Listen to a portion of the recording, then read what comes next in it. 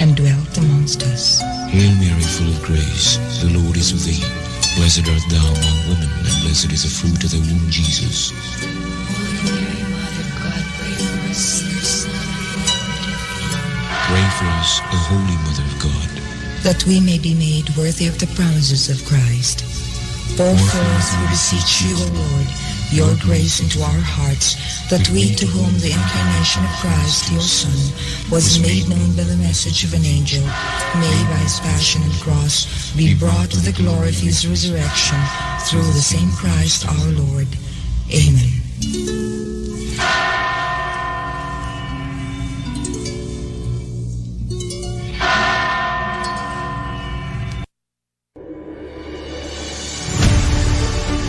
Kini ang sibianan sa RPN Radio Philippines Network DXKS DXKS 1080 ang inyong Radio Ronda 5,000 watts nagsibya sa ikatulong andana sa UFCO Lim Building, Borromeo Street, Dakbayan sa Surigao. RPN Radio Philippines Network DXKS 1080 ang inyong Radio Former Japanese Ronda. leader died from excessive bleeding. Abe was shot while delivering a campaign speech in the city of Nara, southwest of Tokyo. Police arrested a 40-year-old man who appeared to have used a handmade gun. Abe's shooting has stunned the nation where gun violence is rare. Leaders from around the world were deeply shocked by the news as they extended their prayers for the former Japanese Prime Minister. Among those who sent their well wishes were the leaders of the United States, Russia, and China. Abe was the longest-sitting Japanese prime minister in history, who served as leader from 2006 to 2007 and again from 2012 to 2020. He was 67 years old.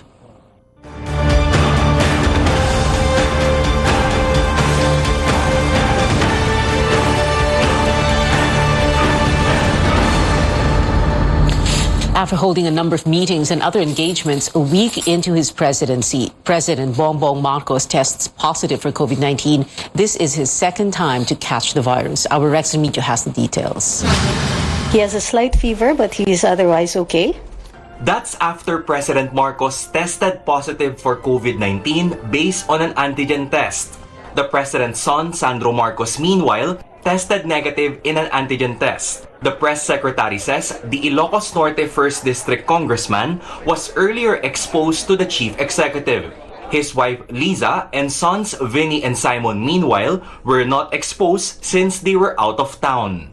President Marcos's close contacts like Executive Secretary Vic Rodriguez, Presidential Management Staff personnel, and Angeles were likewise tested negative in antigen test. Secretary Angeles even spoke to the media without wearing a mask. By the way, just in case you're worried, negative ako ha.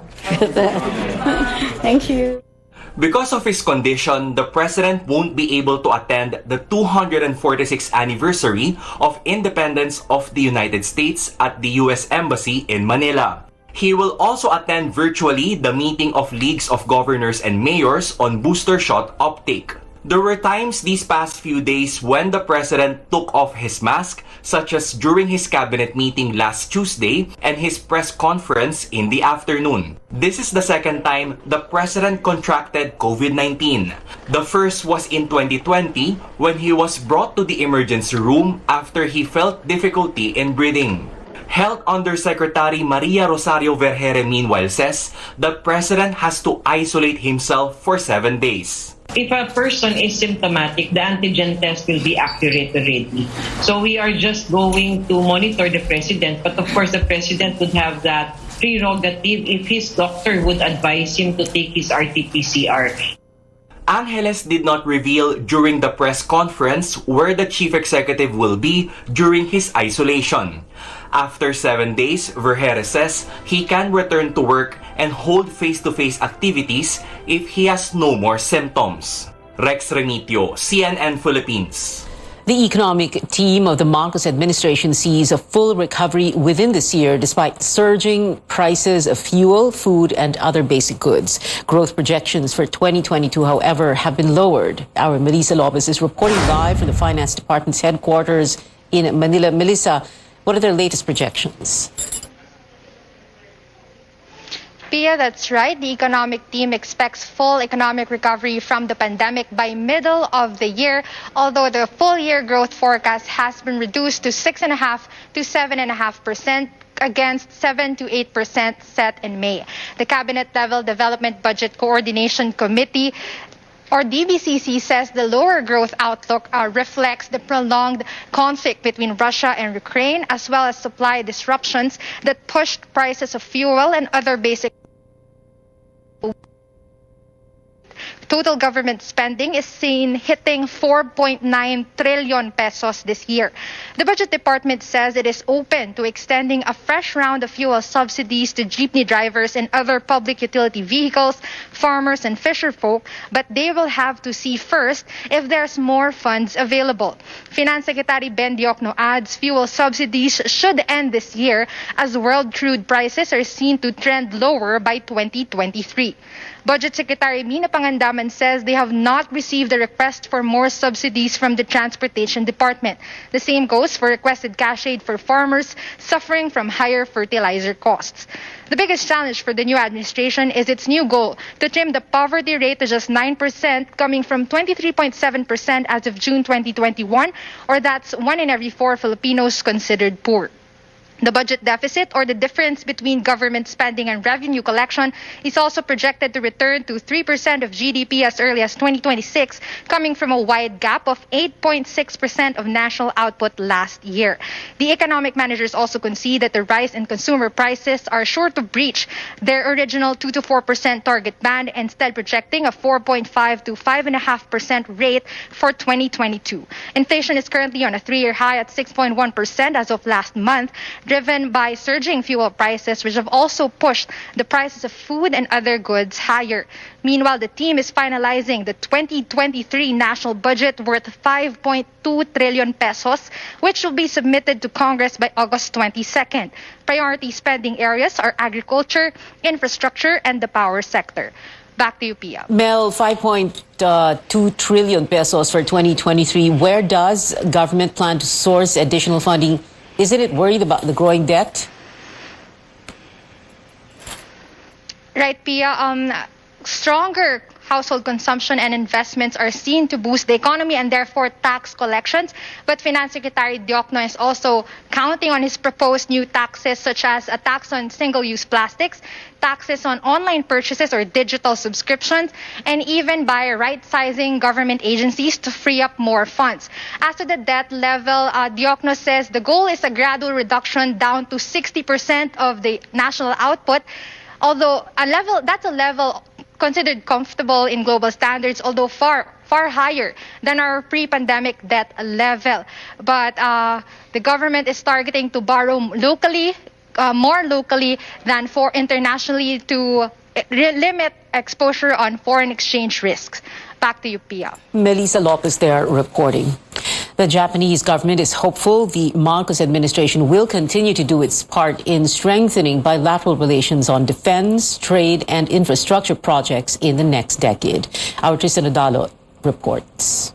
From the Russian invasion of Ukraine, disputes in the South China Sea, and the tension in the East China Sea, Japan is taking a strong stand against efforts to change the status quo by force or shake the foundations of international order in the region.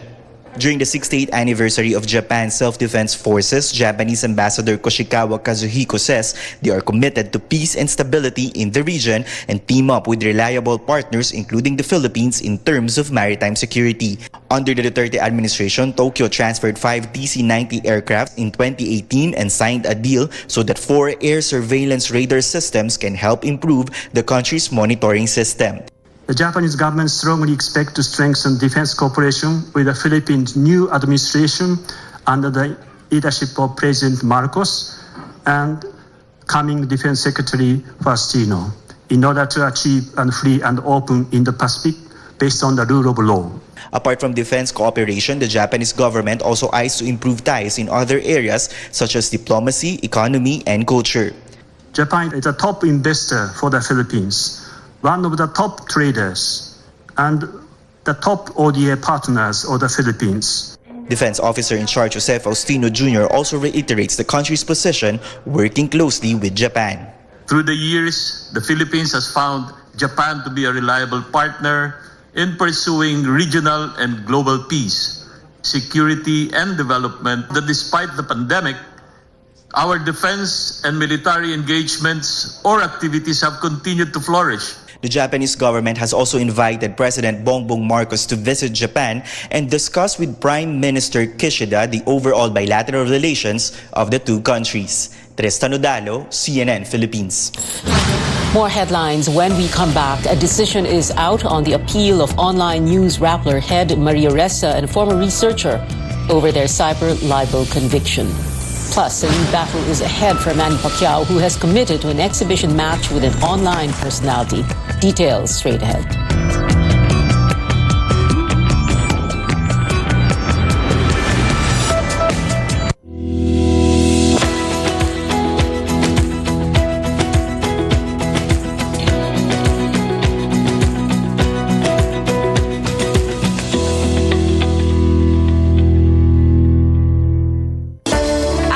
Conquering the universe was the ultimate, but there's more.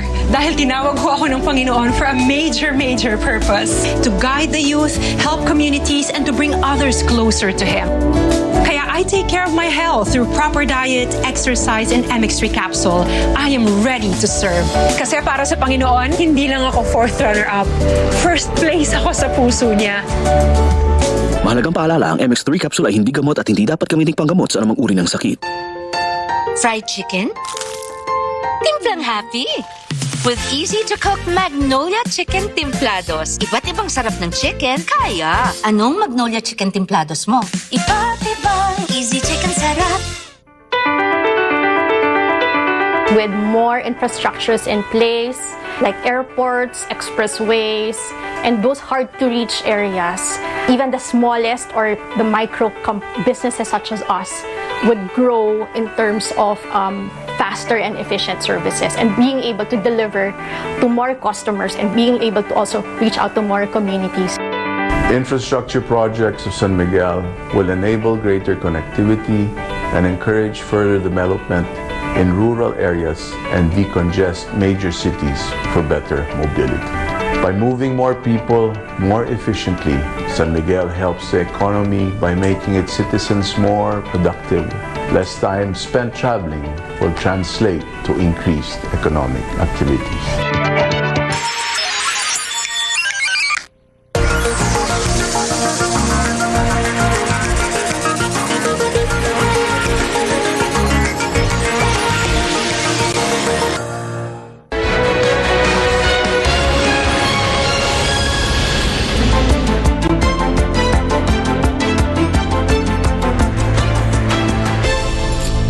You're watching Newsnight 2 days after meeting with the president. Health officials are looking at holding national vaccination days again. The country has yet to vaccinate 77 million people and reach the 70% booster coverage. Health officials say President Marcos has instructed them to double down on meeting target numbers. While Caroline Bonkin explains why redefining fully vaccinated is still on the table.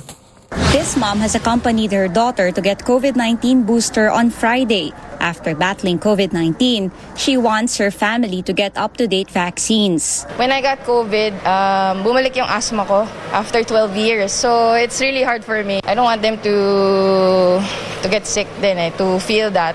She doesn't mind if government decides to include a booster shot on top of the primary doses to say that a person is fully vaccinated. Oh yes. COVID is still here Nag-ano pa siya tawag doon, nag-mutate pa In a meeting on Wednesday, health officials discussed redefining what being fully vaccinated is with the president. The health spokesperson says consultations and studies are still needed. Giancarlo has no problem if the president approves the proposal. Okay naman sa akin kasi parang pag ginawa ng requirements ng gobyerno yan, wala na tayong magagawa. Tsaka yung meron din akong lolo, fully vaccinated siya tapos meron siyang first dose, second dose, okay naman. But Danilo is not, saying the public shouldn't be obligated to get boosted. Yun nga po inaano namin, ba't kailangan pa ng booster? Kaya na na-obligate yung mga tao kasi requirement sa trabaho, requirement sa school, kaya napipilitan na po magpa-booster. Official data shows 40 million eligible Filipinos remain without booster. More or less 200,000 people are getting vaccinated daily since March. Kung ganyan lang po ang nakukuha natin per day, hindi natin naabutin ang ating target with our set timelines. Recent DOH survey shows the top reasons why booster vaccinations have plateaued and didn't even reach 50% in any region. First, low COVID-19 cases in recent months gave many people confidence in just having 2 doses. Second, because booster shot is also not required to get jobs or for local travel. That's also part of what we are doing right now on how we can be able to address this kind of issues. She stresses the importance of vaccines in preventing hospitalization as laboratories find more Omicron subvariant BA.5 cases that's more transmissible and likely to cause reinfection. Caroline Bongkin, CNN Philippines. In China, the capital Beijing becomes the first city to require people to get vaccinated for COVID-19. Beginning July 11th, individuals will be required to show proof of inoculation to enter libraries, museums, cinemas, gyms, stadiums, and other fitness and leisure venues. Officials say this is to prevent the spread of the newly detected BA.5.2 Omicron subvariant.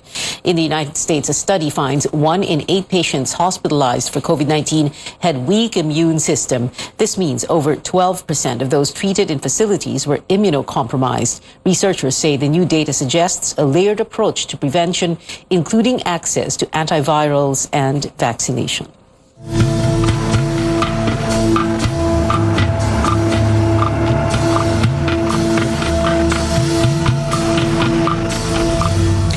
A sigh of relief for motorists who can finally expect cheaper prices at the pump. The Energy Department says fuel firms will slash prices by up to 6 pesos next week. If implemented, this will be the second highest rollback this year. Energy officials say factors driving oil prices down include the lockdown in Shanghai, China, interest hikes in different countries, and a looming recession. Authorities are stepping up efforts against the unauthorized use of blinkers, or in the vernacular, wang-wang. George Quiles tells us the police are working to file complaints against vehicle owners seen illegally using emergency sirens.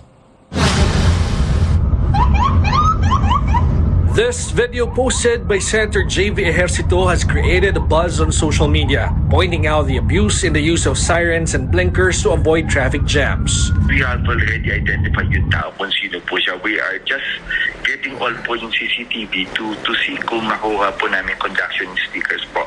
We already went to yung dealer po ng Rolls-Royce to see who is the owner of that vehicle po. If they are able to get sufficient pieces of evidence, the police will file complaints against the owner of the vehicle before the Land Transportation Office.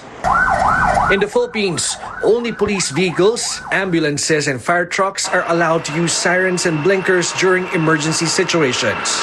But it seems that some motorists use this for their own convenience and entitlement on the streets. Based on the PNP Highway Patrol Group's data, they have recorded over 900 violators of the law from November 2021 to June 2022. The PNP HPG reveals violators of the law are not just civilians, but also government agencies that established their own motorcycle units. Worse, some even underwent training with the HPG. Ito po na naggaling po sa training namin. And of course, kala they assume that pwede magkabit ng blinkers siren. Pwede lang po magbigay ng escort sa yung HPG, PSPG po, and PSG po. The rest, hindi po talaga pwede magbigay ng escorts or traffic assistance po. Republic Act 4136 and Presidential Decree Number 96 penalizes the illegal use of sirens and blinkers. Penalties include payment of fines, suspension or revocation of licenses, and imprisonment. George Quiles, CNN Philippines. The Court of Appeals upholds a lower court ruling convicting online news group Rappler CEO Maria Ressa and former writer Reynaldo Santos Jr. of cyber libel. The CA denied their appeal against the June 2020 decision of the Manila Regional Trial Court, which stemmed from a 2012 news article about businessman Wilfredo Keng's alleged connection to illegal activities. 8 months and 20 days were added to Ressa and Santos's maximum jail time of 6 years. The two journalists say they will pursue all legal remedies including bringing the case to the Supreme Court for review. Another online news organization challenging a government order blocking its website, Bulatlat, which had been linked to communist rebels, appeals to the courts. Its constitutional freedom is at stake. Anjo Alimario reports.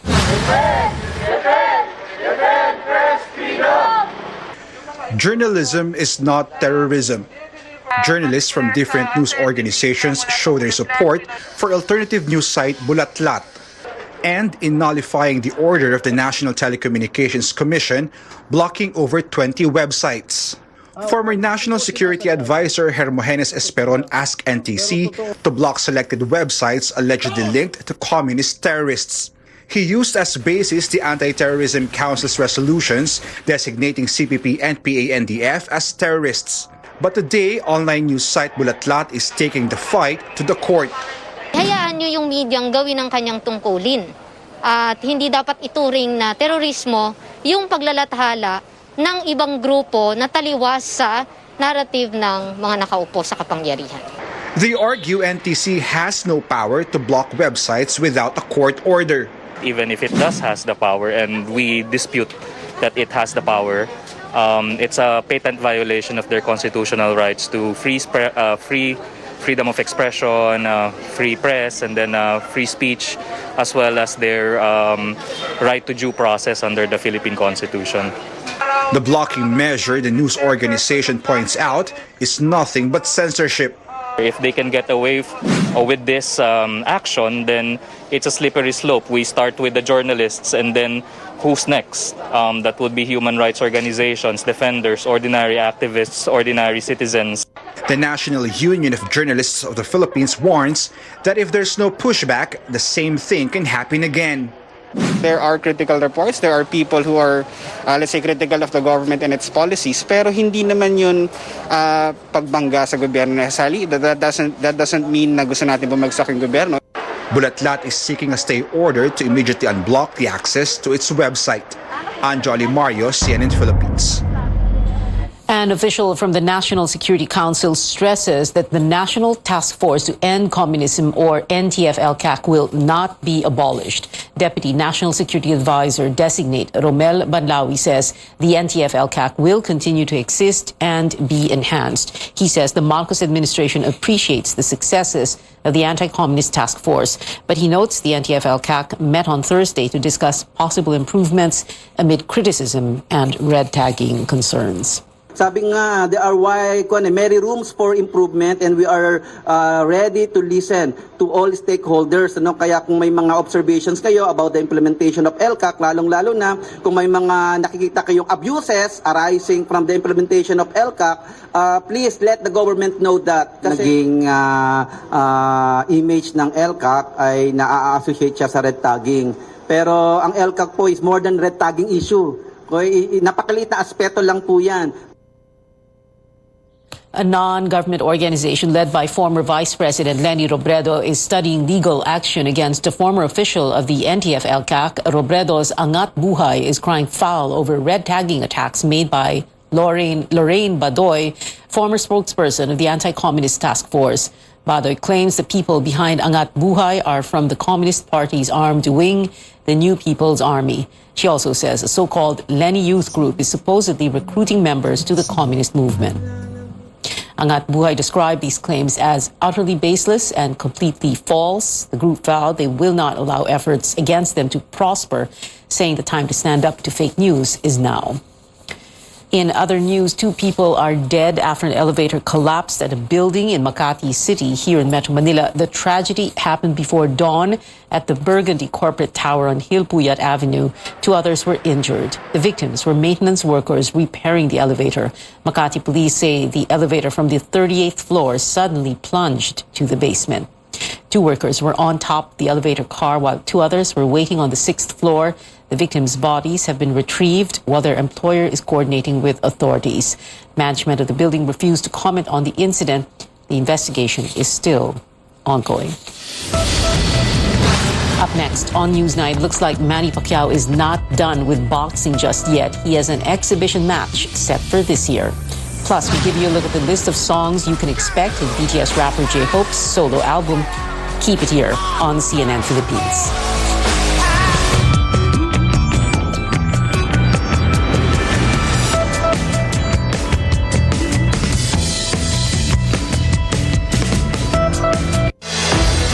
We have the power to protect Mother Earth, keeping it cleaner and greener, to preserve our one and only home.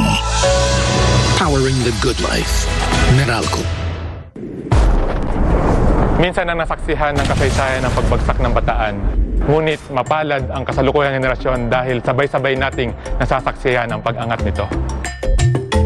Bataan, a province accessible from Metro Manila via the Skyway Stage 3, speaks of our rich culture and diverse history.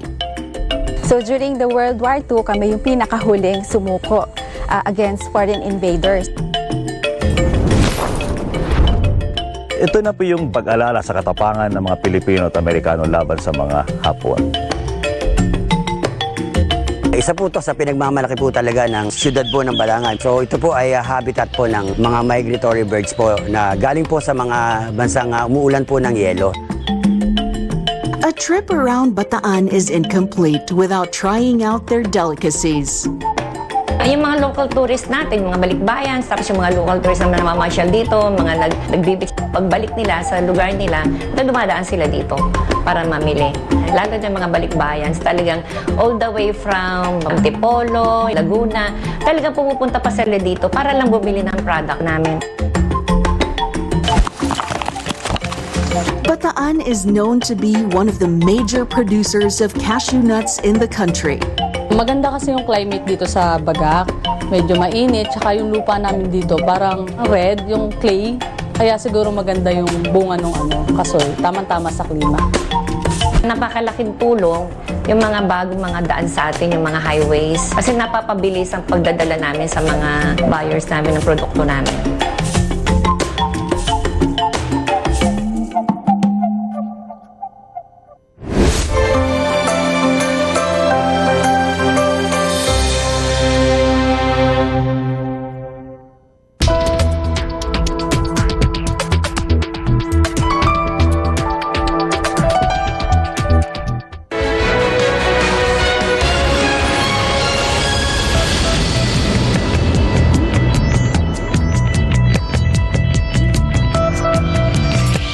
Welcome back to CNN Philippines, recapping today's biggest story. Former Japanese Prime Minister Shinzo Abe has died after being shot in Nara, Japan. Some remarkable moments from the late politician.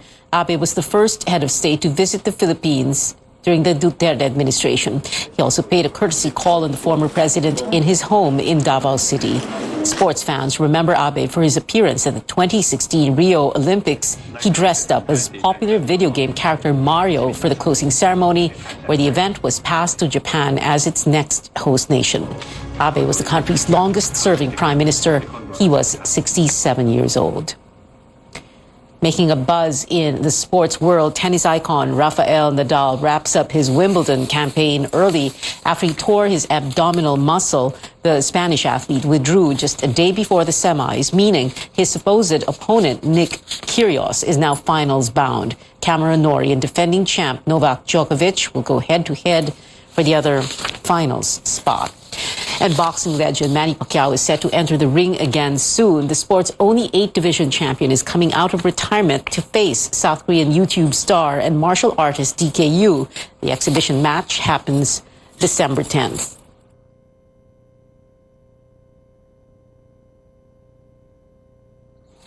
And the Filipinos look to stretch their winning streak to 3 with an AFF Women's Championship game versus Malaysia at the Rizal Memorial Stadium in Manila at 7 tonight. Team captain Tane Anis talked to CNN Philippines Sports Desk about keeping their momentum. This is a really grueling schedule with a game every other day, which a lot of us have not experienced before. But I also think that it's really great to see that we have such a deep roster and that we're able to put in whoever, and everyone has been stepping up and, performing as asked. I think that if we're just able to stay focused in and supporting each other and lifting each other up, that, we'll be fine through those games and hopefully on to the next stage. The Philippines is currently on top of Group A play after beating Australia and Singapore.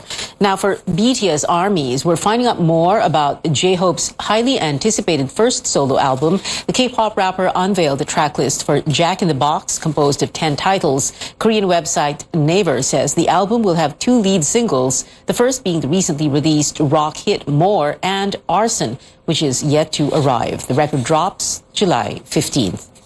And that is it for now. Join me again on News.ph at 7 p.m. I'm Pia Ontiveros for Newsnight, where we go above and beyond the headlines.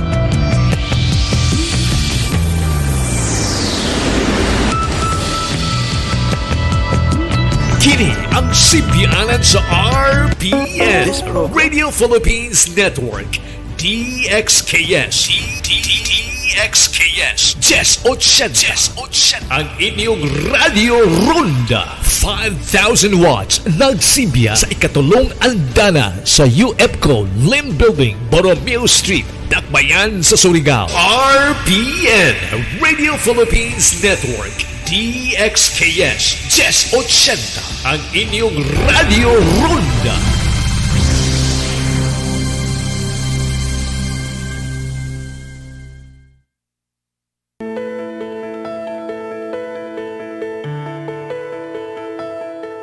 The world is still reeling from the effects of the COVID-19 pandemic. It's no surprise that people are worried another disease is making headlines. Since May of 2022, cases of monkeypox have been spreading around the world. The World Health Organization reported more than 500 cases in at least 26 countries. But should this be a cause for concern? On the program today, we'll talk more about the disease, what we can expect, and preventive measures we can take as early as now. I'm Dr. Freddy Gomez, and welcome to MedTalk Health Talk on CNN Philippines.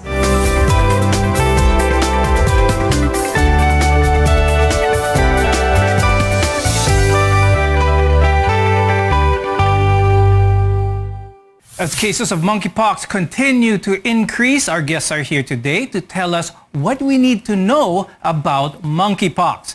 With us is Dr. Maria Rona M. Bergantin. She's a virologist and infectious disease specialist from the University of Santo Tomas Hospital. We're also joined by Dr. John Wong, who is an epidemiologist and the senior technical advisor of Epimetrics. Now, before we delve into monkeypox, let's first talk about smallpox. Now, it's a virus of the same family. We could say that they're cousins, and this is what spread around the world years ago. This was obviously eradicated. In terms of smallpox, Dr. John, why was this a problem 40, 50 years ago? Smallpox had a very high case fatality rate. No? Of every 10 cases, 3 people would die. No? So there was a worldwide vaccination campaign to try to eradicate it. And many survivors of smallpox would have permanent scars over large areas of their body, particularly on their faces. And some were even left blind. But the disease was eventually eradicated, and it remains the only infectious disease to achieve this distinction. Now, Dr. Rona, in terms of control, how were we able to eradicate smallpox? One thing that is quite unique about smallpox is that human is the only known reservoir. So it's really easy to control the infection compared to monkeypox, because up until now, the scientists are not quite sure what the exact reservoir of the virus is. The health sector works on producing newer vaccines, diagnostics, and antiviral agents in case smallpox does reappear. Now, the global response in eradicating this disease can be useful in preventing and controlling monkeypox today. Dr. John, let's talk about now monkeypox. Why is it here now? Why is it being talked about now in the news? And why is it likened to smallpox? Monkeypox comes from the family of viruses called orthopox viruses. No?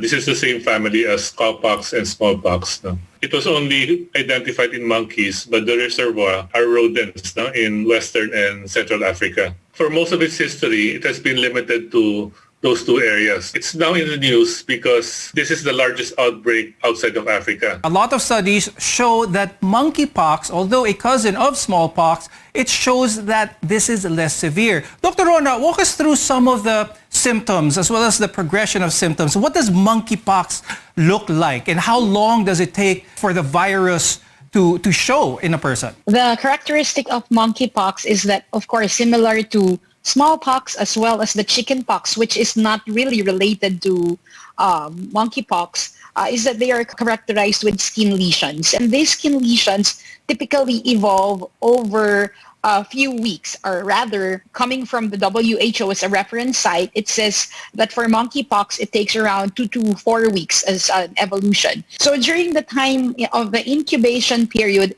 the patient, they say, is not yet infective. So the patient is not transmitting or shedding any virus. But once the prodrome or the symptoms, let's say the fever, the flu-like symptoms, as well as the lymphadenopathy sets in, and the rashes also come in now, that is the time when the patient becomes more infectious and the virus is transmissible. Let's shed some more information about this, especially on how this can be transmitted, because basically anyone can be a carrier of this. Anyone can be the one spreading this. Let's talk about that. So the main mode of transmission still relies on the fact that there could be close skin contact. Okay, so that's coming from the lesions and also, of course, through droplets, respiratory droplets. Now, ultimately, the virus is not expected to create a similar scenario to COVID-19.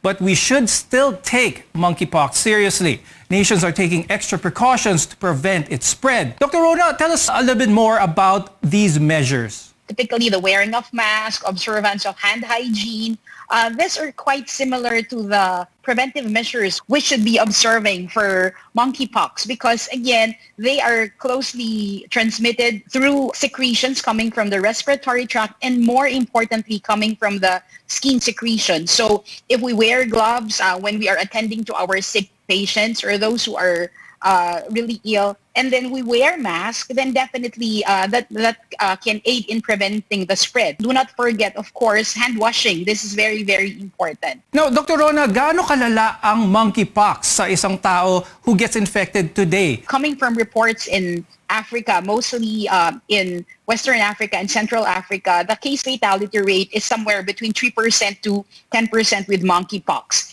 And the severity is more in those who have been infected from the virus which comes from the Central African region compared rather to the Western African region, which I think is the one which is being disseminated in outside Africa. We know that smallpox, there was a vaccine that protected a lot of people and which eventually led to its eradication. But how many Filipinos are vaccinated for this today? I think vaccination with the smallpox vaccine ended in the 80s, no? Mainly in Africa. No? I'm not sure about when it ended here in the Philippines, no? But for sure, no, most Filipinos would not have immunity to smallpox, no, due to vaccination, and not even through natural infection. No? So, because there's some cross immunity with monkeypox, the lack of immunity against smallpox, no, also makes Filipinos vulnerable, no, to monkeypox. Many of the symptoms of monkeypox can be similar to that of chickenpox or varicella, a common childhood illness. When we return, we'll talk about the differences and what you can do to protect yourself. We're your partner in healthcare. Keep it here on Med Talk Health Talk.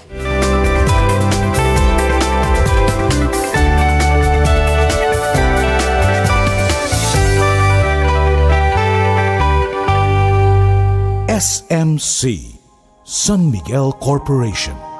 Bisag unsang industriya ang sudlan niini, tinguha sa SMC ang pag-uswag o paglambo sa mga Pilipino. Karon, gikan sa SMC, aniya na ang SMC Davao Cement. SMC Davao Cement. Gama sa Davao, para sa Mindanao. SMC Davao Cement. Ato ni Bay. And your host of Sulit to Win It, Mr. Luis Manzano. Tanong ng bayan, bakit sulit ang BioFlu? And the top answers are, dahil kaya ang flu, lagnat, sipon, headache, body pain, ubo from postnasal drip. Ang dami! Teka, may pahabol pa. Sore throat. Sulit! Winner ka sa BioFlu. Sulit dahil kaya all. babangon ka sa BioFlu. Unilab yan. Phenylephrine HCl chlorpheniramine maleate paracetamol is the generic name of BioFlu. If symptoms persist, consult your doctor. Protektahi ang imong mga mata batok sa delikado ug makadaot nga ultraviolet nga silaw sa adlaw ug uban pa. Pinaagi sa pagsulob og eksakto nga prescription sa antiyohos o antipara. Likay ang mga simptomas sama sa hanap nga pananaw sa layo o duol nga basahon, sakit sa ulo ug uban pa nga makaapekto sa atong kahimsog nga ang hinungdan depekto sa atong mga mata. Alang sa kumpleto nga primary eye care, contact lenses, fashion eyewear, computer eyeglasses, sunglasses, accessories ug uban pa, adto kita sa AG Buñuel Optical Clinic. Ang AG Buñuel Optical Clinic nagpahinumdum kanato nga ang kahimsog sa atong mga mata usa ka prioridad nga angay ipa-check up kausa matag tuig aron pagsiguro nga luwas kita sa piligrong mga sakit. Pinaagi sa lisensyado og qualified optometrists nga maoy mo prescribe sa eksaktong kagamitan ug kung primary eye care ang pagahisgutan. Duaw lang silang buhatan sa 3636 sa Nicolas Street, Surigao City ug adunay ilang extension office sa Aurelianida Street, Cantilan, Surigao del Sur. Ayaw kalimti higala, AG Buñuel Optical Clinic. Ang AG Buñuel Optical Clinic doon na branch dito sa lungsod sa Dapa sa may Lupis Haina Street, Poblasyon Dapa, Surigao del Norte. Ang AG Buñuel Optical Clinic dinhi sa siyudad ng Surigao no transfer na sa bag-ong location sa Nicolas Street Ragyahapon, tapad sa Garcia Hotel at bang sa Unicity. Ang Riverside Parts Master Incorporated na sa ilang bagong location sa Dalan, Burgos ning atong syudad. Mahimo niyong tawagan sa telephone number 231-7478 or 826-3663. Mga produkto nga inyong mapalit, genuine Makita Power Tools sama sa planer, drill, grinder, Triton paints, construction supplies, angle bars, flat bars, GI pipes, automotive spare parts, Firefly electrical devices sama sa switches, bulbs ug outlets. Adto ang Riverside Parts Master Incorporated sa ilang bagong pwesto sa Dalan, Burgos ning syudad. Makahangyo ka o makabarato pagyod diha sa Riverside Parts Master Incorporated. Sipon plus baradong ilong na may kasamang pananakit ng ulo? Pre, ba't ka nagtitiis? Kung meron naman Kalabo Premium Rub, Kalabo Premium Rub, isang pahid lang, nanunuot ang sarap sa pakiramdam sa ulo, ilong at sarap sa may ginhawa.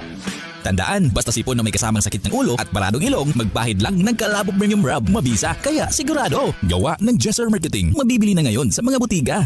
Ang kapingot sa ilong nga imong giantos, hasol kaayo kini, hilabi na kung apilan mong pagsipon nga lisod tangtangon. Sulay higala ang gahom sa Kalabo Premium Rub. Ipahid palibot sa imong ilong. Aron ang gahom sa Kalabo Extract inubanan sa malunggay and virgin coconut oil manuhot-suhot kini. Kalabo Premium Rub, ang sulbad sa pingot nga ilong. Kalabo Premium Rub is a quality product of Jesser Marketing. RPN Radio Philippines Network Radyo Ronda DXKS Surigao. Member, kapisanan ng mga broadcaster ng Pilipinas.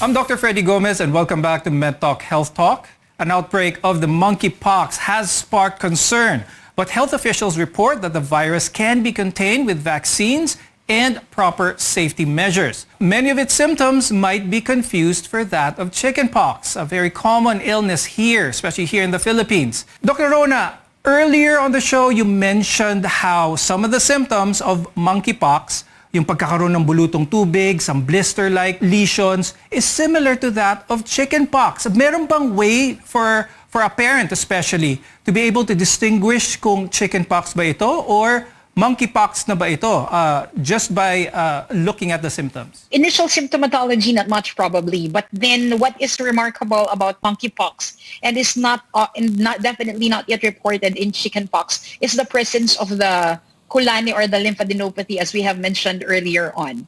Now, with regards to the skin lesions of chickenpox or our bulutong tubig, typically this appears on the face and in the trunk. So in monkeypox, typically you see this in the face, but not much on the trunk, but more on the extremities, so hands and feet, including the palms and the sole.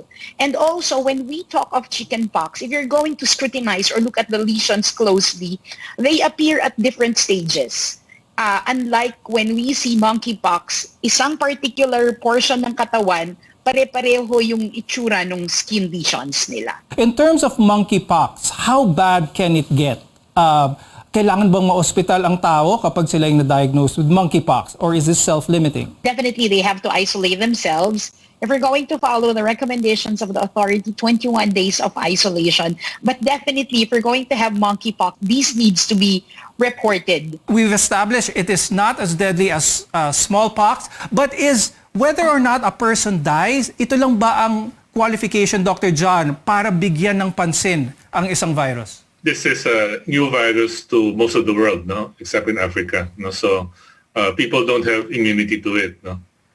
Second, even though most cases, no, the majority of cases are mild, no, sometimes the skin lesions leave some marks, no, that can be disfiguring. So people should pay attention to what the public health officials are saying. No, we're still in a good place that we still have not identified any cases. So for now, no, the public should be more concerned about COVID, no, and trying to get vaccinated or boosted. There was a vaccine for smallpox before. Is this the same vaccines that we need to be aware of in order to protect ourselves from monkeypox? The chickenpox vaccine is different from what we hear about monkeypox vaccine. So the ones which protected individuals in Africa or almost the rest of the world for the spread of the monkeypox is the smallpox vaccine, rather the vaccinia vaccine, which is used for smallpox. But when we talk of the chickenpox vaccine, this is coming from the varicella virus, which is of course again a different family.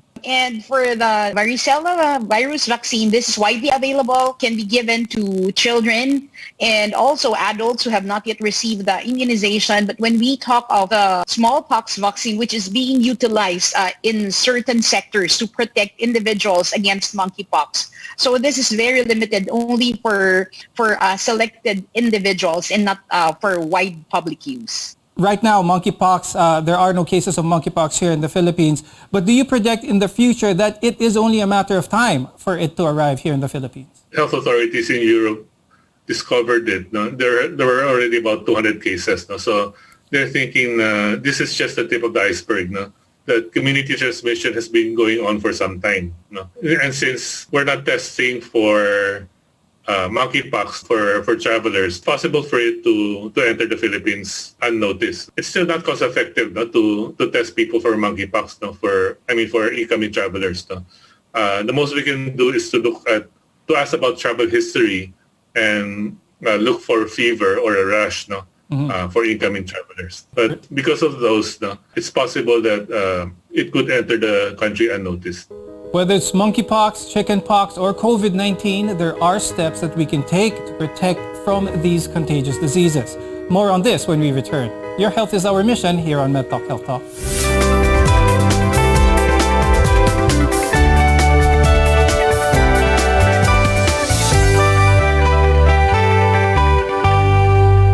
SMC, San Miguel Corporation. Bisag unsang industriya ang sudlan niini, tinguha sa SMC ang pag-uswag o paglambo sa mga Pilipino. Karon, gikan sa SMC, aniya na ang SMC Davao Cement. SMC Davao Cement. Gama sa Davao, para sa Mindanao. SMC Davao Cement. Ato ni Bay. Maayong balita sa tanan sa atong panginahanglan sa panimalay, mga gamit, ingon man mga dekorasyon, pwede na natong mapalit diha sa Wellington Bazaar. Anausab sa Wellington Bazaar ang mga bestidahon, karsunison, plain t-shirt, plastic chair, floor mat, mantel, banig, folding bed, habol, mosketero, trapal, lideret, basketball, stuffed toys ug mga dulaan sa bata. Ang Wellington Bazaar ana magalagad kanato sa Dalan Kaymo ning Dakbayan sa Surigao. Wellington Bazaar, gikan sa mga kawani ug tigdumala sa Wellington Bazaar. Mayong adlaw alang kaninyo. Wellington Bazaar, sukiyon ta sa kanunay. Uy, day! Naunsa man ka, day? Day, kanang lisod na mga kakita, day. Uy! Sus, naunsa ba ka? Uy nga, katong niaging bulan. Okay pa man ka? Naunsa day karon? Laot siguro ni si unit aning cellphone kanang si computer, day. Da, mo lagi na akong ingon ba? Uy, day, nakoy balita para sa imuha. Gamit og Lutein Plus, uy. Lutein Plus? Oo, tungod ang Lutein Plus, day, duna kini 13 ka ingredients. Hindi lang kini para sa mata, kundi sa imuhang tibuok lawas. Nga maka-assist pod sa imuhang anxiety ug depression. Ang Lutein Plus, usa ka award-winning brand nga gikan pa sa New Zealand. Uy, Uy, day! Naunsa man ka, day? Day, kanang glisod mo The award-winning supplements from Clean Green, New Zealand Omega Plus ang support sa heart and blood system. Ang Lutein Plus, yung 13 ka mga ingredients, lakip ng vitamins A and C. Dili lamang kung maradyaw sa itong pananaw, nagsuporta sa binis sa ato intirulawas. Ning panahon nga jara kita kuman sa COVID-19 pandemic, kinahanglan magpabilin kitang himsog inom sa Lutein Plus, Omega Plus, and Primrose Plus of Gel. Inintanan available sa New Family Drug, Palma Drug, sa Aquarian Pharmacy. Braan ka og kaon sa mga lami ang pagkaon, basig ning tukar na ang imong high blood. Pagtumar higala og galabo with garlic plus lemongrass and turmeric. Usa ka capsule bago mo gaon aron siguradong protektado kang kanunay. Galabo with garlic plus lemongrass and turmeric. Masaligan og siguradong epektibo batok sa high blood. Galabo with garlic plus lemongrass and turmeric. Galabo with garlic plus lemongrass and turmeric is a quality product of Jesser Marketing. Mga Surigaonon, ana-anay maayong lugar na adtuan ang Interior Hub Home Furnishing Shop nga nahimutang sa Dalan Borromeo ning Dakbayan sa Surigao. Anaa kanila ang barato na mga gamit para sa pagpagwapa sa inyong banyo, kusina o tibuok balay. Nagtanyag sila sa mga packages, sa faucet, wash basin ug toilet bowl with complete fittings na swak sa inyong budget. Sa Interior Hub Home Furnishing Shop, daghan kay kapilian, mga bag-ong mga designs ug dekalidad ang mga produkto. Interior Hub Home Furnishing Shop, Borromeo Street, Surigao City. Owned and managed by Earl Brian Palma. Contact number 0945-30-60648.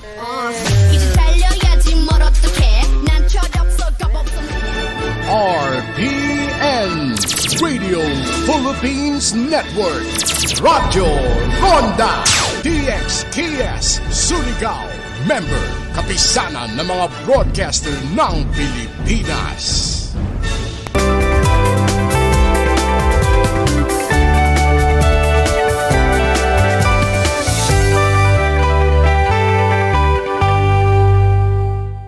I'm Dr. Freddy Gomez and welcome back to MedTalk Health Talk. While cases of the monkeypox virus continue to spread, health experts say that the risk to the general public remains low. We should still take precautions in order to reduce our risks of catching the virus or any other infectious diseases for that matter. Dr. Rona, let's remind our viewers again what is effective in controlling infection, whether it be for COVID-19 or for monkeypox. Always continue hand washing. That is very, very important. It prevents, of course, the spread of the disease. Not just COVID, not just monkeypox, but other viruses and bacteria as well. When we're dealing with monkeypox as well as with COVID, then we use the mask. So please do not put our guards down because these are the ones that have been protecting us over the past 2 years to almost 3 years of the pandemic. When it comes to monkeypox, what kind of isolation time are we looking at here? 21 days as against to the shortened isolation period that we have nowadays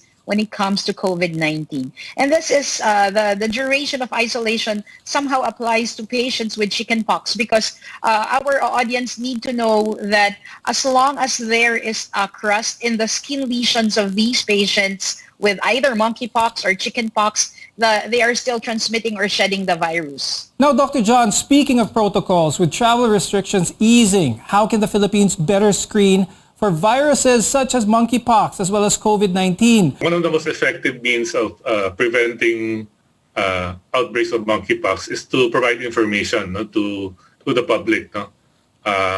Like what we're doing now, what it is, how to identify it, what are the symptoms.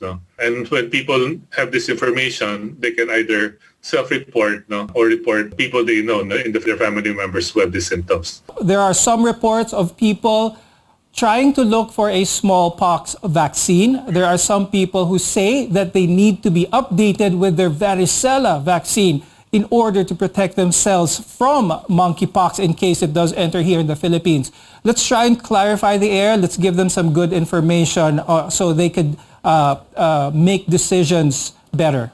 So with regards to the commercial availability of monkeypox vaccine, it's not that commercially available. In fact, in other countries, they are only given to a limited number of people, most especially the ones who are working in laboratories or let's say in healthcare units where there is a high-risk possibility of exposing themselves to monkeypox.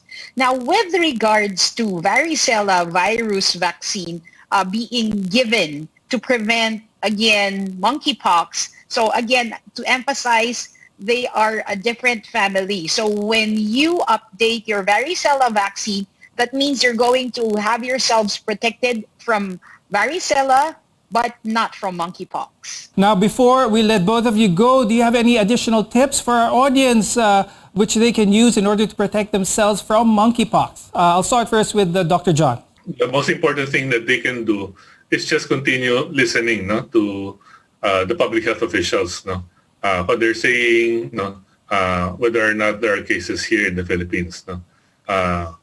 However, it's the public health officials who have to pay attention to the introduction of cases here in the Philippines. We need better surveillance and better information to the public. Okay. And of course, Dr. Rona, do you have any advice for the viewers? Probably one thing that I have to emphasize, which has not been tackled a bit earlier on, is the avoidance of eating meat coming from other countries, which are, of course, not authorized by our health sector. Because one of the means of spread also of monkeypox is through the bushmeat, and that also needs to be looked into. When we talk of exotic meat coming from other countries, which of course we would want to taste, and these are not authorized to be imported or bought inside our country, then definitely it has not been passed through the assurance that they are free from infection. And because games, fowls, and also animals which are consumed in those areas coming from Africa or from those areas where these monkeypox virus is, then they should be regulated. Thank you so much, Dr. Maria Rona M. Bergantin and Dr. John Wong, for being with us today. We appreciate your time and your expert insights. I'm Dr. Freddy Gomez, and thank you for watching MedTalk Health Talk. We'll see